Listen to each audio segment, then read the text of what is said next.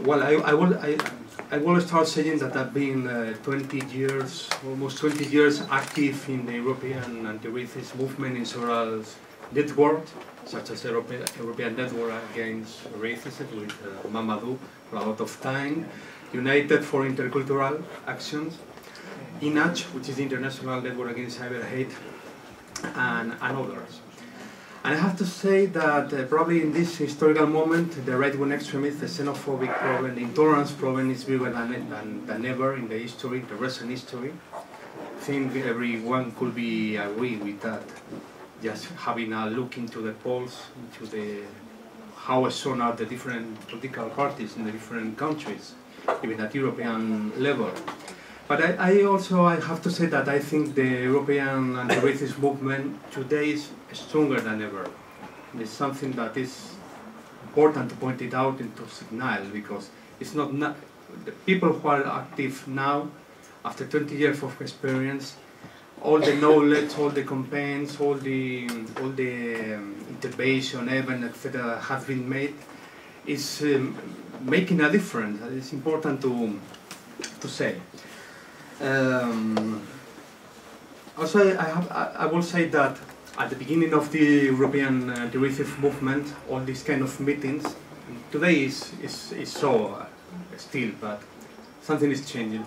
It was a gathering of people talking about the local situation in their countries, which is good, which is interesting. It's something that you cannot avoid. You have to do it because you have to understand what is going on in the different places. But I think in the current days you can find more and more activists, more and more people who understand that the problem of the neighbor is not the neighbor problem, it's the problem. Just sorry for personalize, but I think that Jobbik in Hungary is my problem. It's not an Hungarian problem. Or NPD in German is my personal problem. It's not a German problem. Swedish Democrat is my problem. It's not only your problem, etc., etc. National Front is my personal problem. It's my daily fight. That when I wake up, I want to fight with the National Front. So this change of mentality of the European movement is making us stronger, and it's something that we have to congratulate us. Having said that, I will go a little bit on Spain, but not so much because I think I have a presentation on Friday, I think, or Thursday, Friday, and I will go deeper. But just two ideas. As you know, Spain is a very recent democracy, and we have a strong traditional asylum tradition. What it consists is during Franco to have Nazis escape from the historical Nazi party, getting shelter in Spain. And it is much more than an anecdote.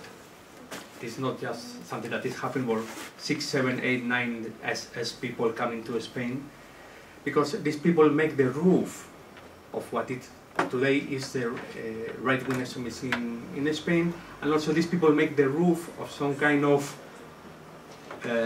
security corps approach when we deal with the issue of minorities, of left-winger, etc.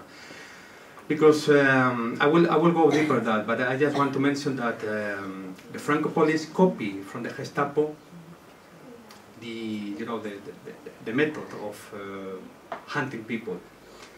Something called the social politic brigade in that time was created to go after Roma people, to go after gay people, to go after, not migrants because we didn't have in that time, but after opposite to the regime, etc. And it was copied from the Gestapo.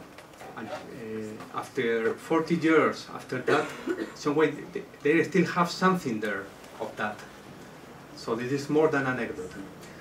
I would say that going into the refugee crisis, I wouldn't say that in Spain we experience some kind of xenophobic react.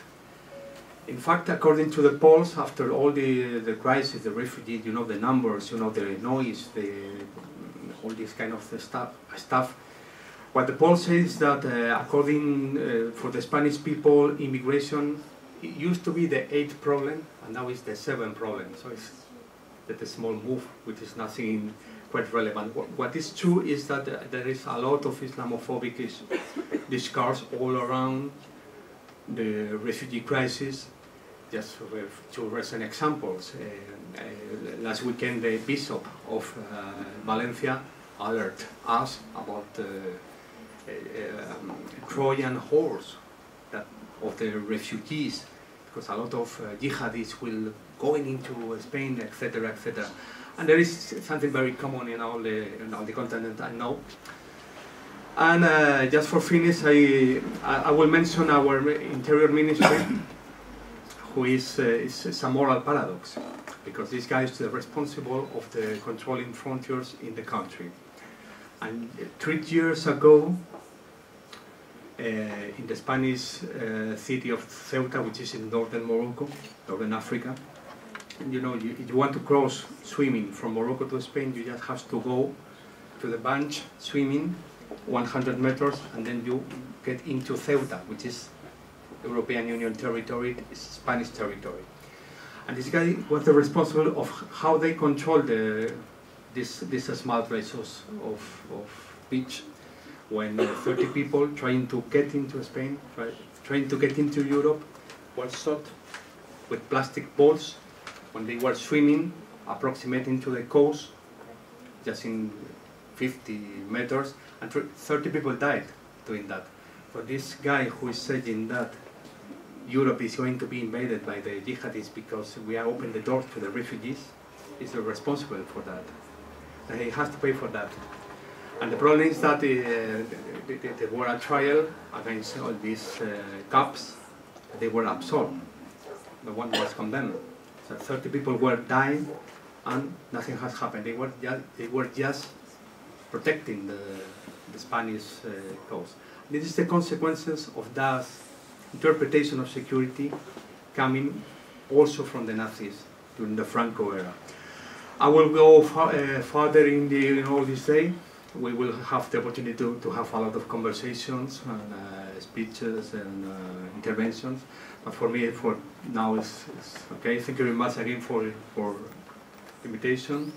And whatever you want, I'm here. Thank you.